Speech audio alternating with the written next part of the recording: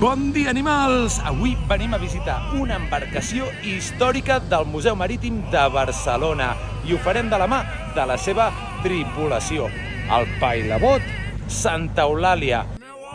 Es va fer l'any 1918 a Torrevella, Alacant, per 54.000 pessetes, càrrec de la família Flores a la família Marín, que va ser el mestre d'aixa, i en va construir dos iguals bessons, aquest, el Carmen Flores i el Pascual.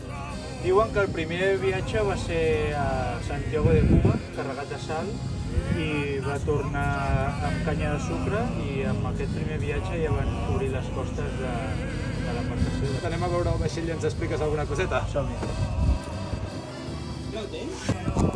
Estem a les entranyes del Santa Eulàlia, ara mateix al camarot on dorm la seva tripulació. Allà dintre tenim el seu taller, el treball, i també tenim la sala de màquines i altres espais com la cabina del capità.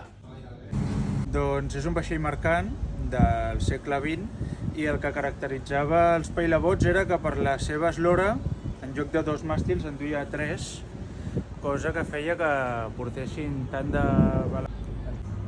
Ara estem al timó, a la roda del timó de l'embarcació, que és des d'on es dirigeix. Conserva la seva bitàcora, que és el compàs nàutic, la brújula, que diríem. És una brújula que va compensada perquè així quan anem navegant sempre es manté recta i no perdem el nord. Doncs ja ho sabeu, si us ha agradat aquesta història del pailabot Santa Eulàlia, us recomano que el visiteu perquè no tindreu gaires oportunitats de visitar una embarcació com aquesta, un viatge a la història marinera.